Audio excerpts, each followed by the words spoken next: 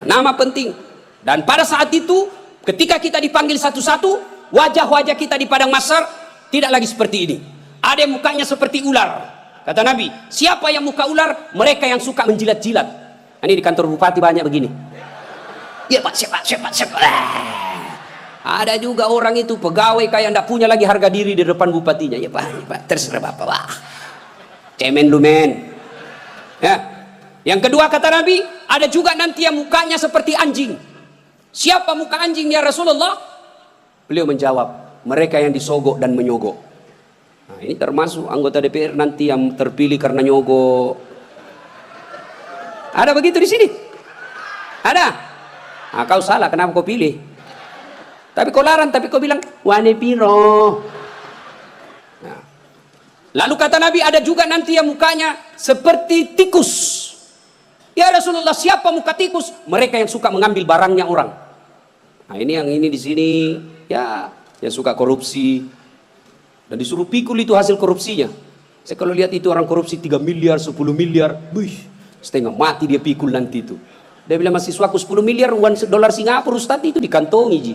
Saya bilang, jangan kau bayangkan uang Singapura, uang koin. Apa? Uang koin 10 miliar, pikul kau itu. Ada juga kata Nabi yang nanti mukanya seperti kuda. Siapa muka kuda ya Rasulullah? Nabi menjelaskan mereka yang suka mendahului imam ketika sholat berjamaah.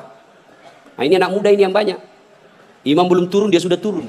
Imam belum naik dia sudah naik. Ditanya kenapa kok cepat sekali? Dia bilang ini orang tua Ustaz. Sudah lowbat saya masih full charge. Tidak boleh begitu bos. Ini juga imam kadangkala harus perhatikan. Ada juga kadangkala imam membalik-balik sunnah Rasul.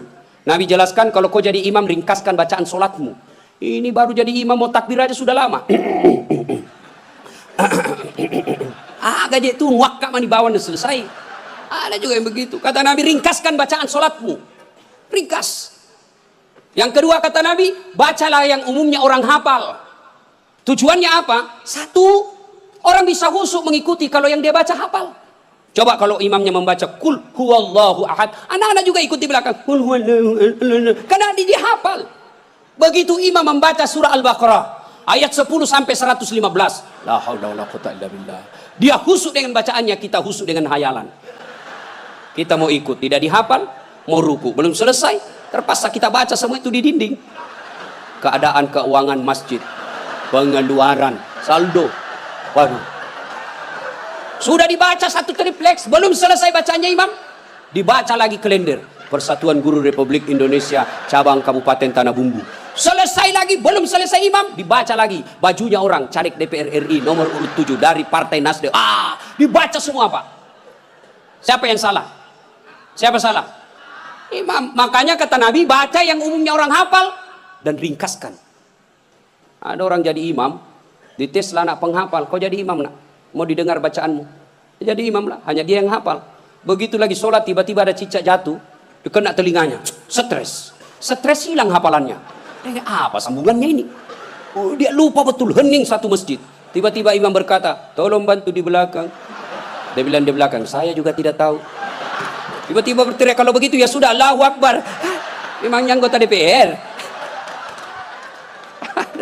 Saya punya pengalaman ini Pak, waktu saya kecil di kampung SMP saya waktu itu. Sholat asar, lama sekali imam sujud. Kenapa lama betul ini imam sujud? Ada apa ini? Tiba-tiba ada kawan saya nakal, diangkat kepalanya. Hilang imam. Ternyata yang ditunggu sudah keluar. Dia keluar dari pintu samping. Kacau sholat. Selesai sholat ditanya, Pak Imam, kenapa kau tinggalkan kami? Dia bilang, saya kentut nak. Pak Imam, lain kali kalau kentut, kasih bangkit dulu kepala supaya kami lihat kau keluar. Dia bilang, saya sengaja, malu saya kau lihat. Kacau sholat. Siapa yang salah? Siapa salah? Siapa salah? Imam. Makanya hati-hati milih imam. Ya. Ada lagi kejadian ini waktu saya kuliah, KKN. Belum jadi ustadz saya waktu itu. Ada kawan saya dia pakai baju gamis. Wah, saya bilang pasti anak pesantren. Jadilah imam dia. Saya di belakang dua anak fakultas sastra. Begitu dia baca Al-Fatihah masih aman. Dia baca Al-Kafirun dalam hati gue, cari penyakit ini orang ini. Bener, dia baca enggak mau sampai. Wala antum abiduna ma a'bud wala ana abidu ma abattum wala antum abiduna ma a'bud wala ana abidu ma wala antum tak putar. Temanku jengkel dia ada sastra dia, kenapa itu tak putar-putar? Lah sudah ini juga saya pikir. Kacau soal. Makanya kalau imam salah, kacau jamaah kita. Makanya hati-hati milih imam. Kata Nabi, milih imam itu tidak boleh sembarang. Jamaah makmum boleh, mulai dari orang waras sampai orang gila boleh jadi makmum. Mulai dari orang belum balik sampai dewasa boleh jadi makmum. Tapi imam tidak boleh. Kenapa? Salah imam, salah kalian jamaah. 2020 Tanah Bumbu akan milih imam, bupati. Salah milih imam, salah kalian, menderita kalian di kabupaten ini. Maka hati-hati milih imam. Pun kita jadi makmum juga tidak boleh sembarang, harus ada etikanya. Jadi makmum kata Nabi, kalau kau ke masjid sikat gigi dulu, terutama kalau subuh. Bayangkan kalau kita tidak sholat, tidak sikat gigi, tidur semalaman, orang di samping kita balik kanan, kita balik kiri menguap, sampai meninggal dia ingatnya itu, busuk mulutnya itu. Sudah sikat gigi. Apalagi kalau kau jadi makmum, jangan kau merasa kaulah yang paling soleh dalam masjid itu. Ada juga orang takbir itu kayak mau dia gigit kita punya telinga. Cool man. Baca Al-Fatihah kayak dia ada di telinga sampingnya. Pada cengi capo. Hanya mengganggu ki. Ada lagi apa? Itu kaki.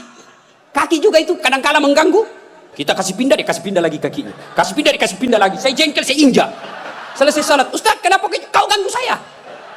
Makanya adik-adik, kalau mau saya tanya, kenapa kau kasih pindah-pindah kakimu? Kau ganggu saya? Dia bilang supaya rapat saf. Bos, sini. Kalau mau rapat safmu bukan jari-jari kaki yang kau tempel. Tapi apa? Bahumu atau siku. Kalau siku rapat, pasti saf rapat. Tidak ada orang sholat begini. Tapi kalau kakimu rapat, safmu longgar.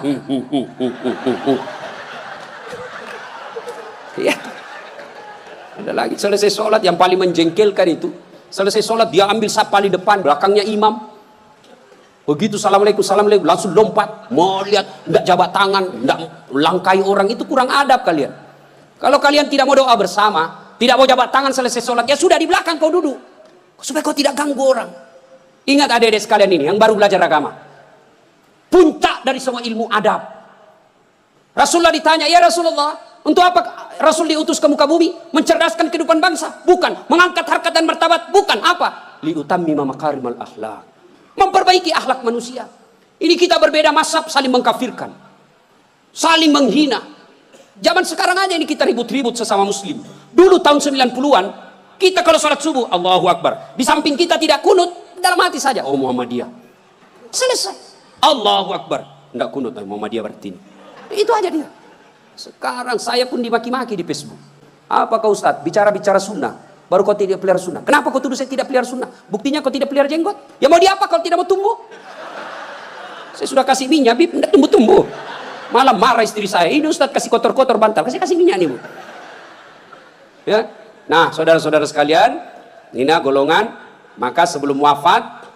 Minta maaflah. Orang-orang yang pernah kita sakiti. Kalau ada berkaitan dengan barang, kembalikan. Ibu-ibu yang pernah ngambil sendoknya orang ketika pengantin, kasih kembali. Karena ada juga itu ibu-ibu. Ibu-ibu Columbus. Tahu Columbus? Kelompok ibu-ibu pembungkus. Kalau ada pengantin dia bungkus semua kuah. Yang ketiga, penyesalan kata Nabi. Yaitu mereka yang tidak menjawab salat, azan salat ketika azan berkumandang. Puasa, haji, zakat, sedekah. Semuanya akan sia-sia ketika tidak mendirikan sholat. Adik-adik, kalian tidak usah malu kalau kalian tidak jadi pegawai negeri. Ibu-ibu, kalian tidak usah cemas dan merasa malu kalau sampai sekarang ini masih ngontrak-ngontrak rumah. Tapi malu dan cemaslah ketika sudah dewasa seperti ini, belum mendirikan sholat dengan sebaik-baiknya. Kalau sholat kita insya Allah baik, maka hidup kita akan diperbaiki oleh Allah Subhanahu wa Ta'ala.